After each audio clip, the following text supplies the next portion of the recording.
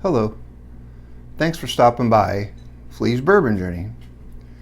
Tonight I'm going to be doing a video for you on Baker's Kentucky Straight Bourbon Whiskey Single Barrel. This is the 7-year minimum, 107 proof. This particular single barrel was barreled on 12 of 2016, was aged 7 years and 2 months. And we've got a serial number, believe it or not, 0040044495. So that'll get you exactly where you want to be in the know.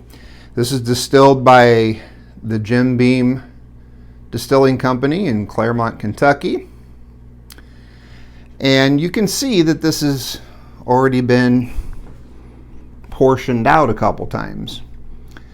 And the truth of the matter is, I was going to do a fresh crack first try on this for you, but I had waited so long to have one of these, I just couldn't wait any longer. I didn't want to wait to get things set up to do the video, and I got greedy. So there it is. But we're going to give you my thoughts on number 4, Baker's Single Barrel. This does have the name on the front, Baker Beam, but I'm going to let you figure out who that is. Got my Omaha Whiskey Lovers, OWL, Glencairn glass, representing the Facebook group here. And I'm going to give myself a full pour because I already know I like this. So those of you who followed the channel for any length of time are aware, I'm a bit of a fan of the Jim Beam products. Maybe not so much the standard white label Jim Beam, but I've had a real affinity for some of the Jim Beam distillery products. One of my favorite everyday drinking type whiskeys is Russell's Reserve 10-year. You can find that pretty much anywhere, and it's reasonably priced. It's a middle shelf bottle. I was fortunate enough, if you go back way back in the beginning of my channel, I was able to get a Russell's Reserve 13 batch 1, not knowing at the time what that really meant.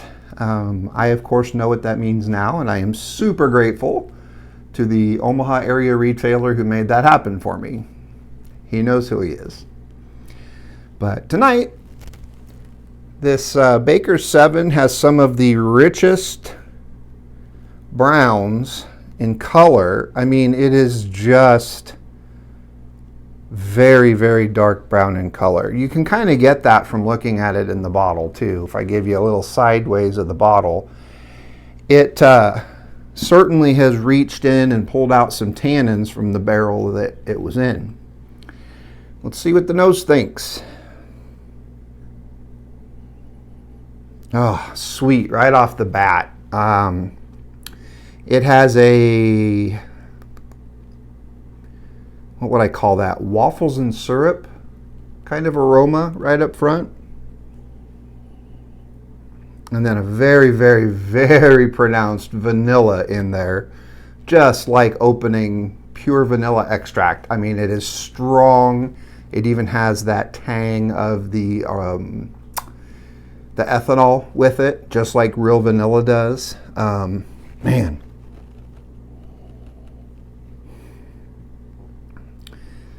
This has been one of, they're from Jim Beam Distillery, that upon the aroma, I wanted to not just sip, but drink.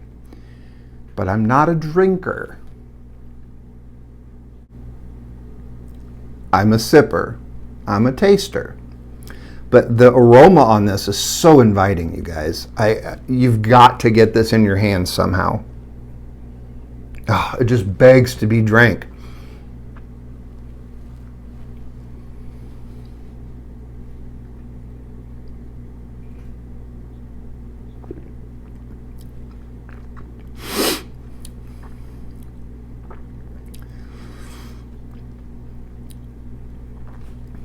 Oh my goodness. It is.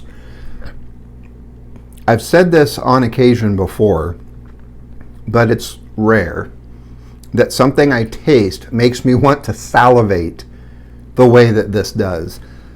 As soon as it's in there, my taste buds are so excited they're doing cartwheels in there. I get a good oak in there right up front. It's pretty heavy, but again, I expected that from, the color, the tannins. It is sweet.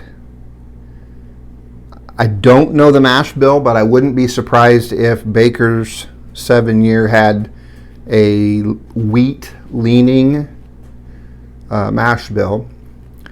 But there's something else in there that's eluding me on describing, but I can definitely taste it on the palate.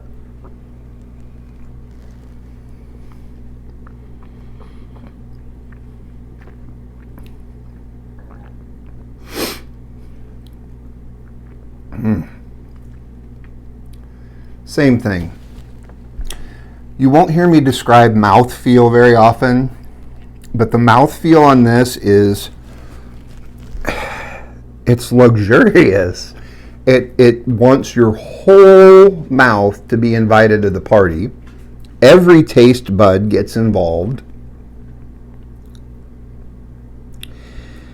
It reminds me of what I thought Angel's Envy bourbon should taste like.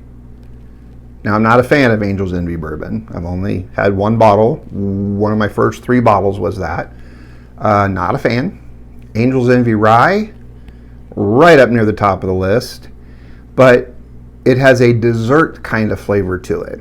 And that's where this kind of falls. It has a sweet dessert. It really does come across like waffles with syrup. I know that sounds strange, but that's what I get.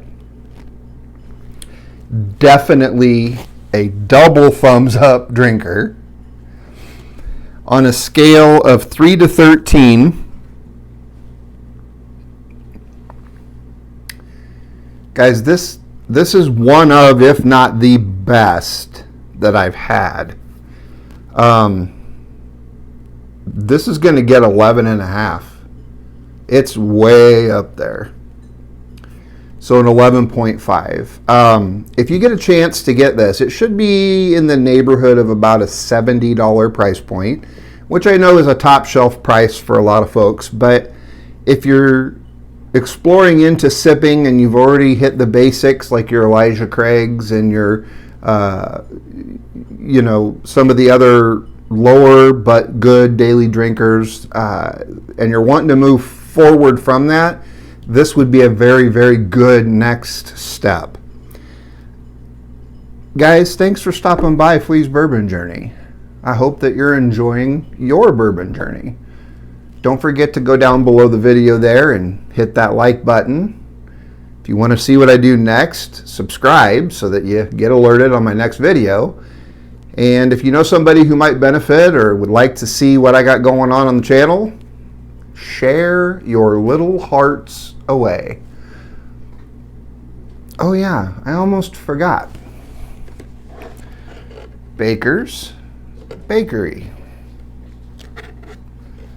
Thanks for stopping by Phlees Bourbon Journey.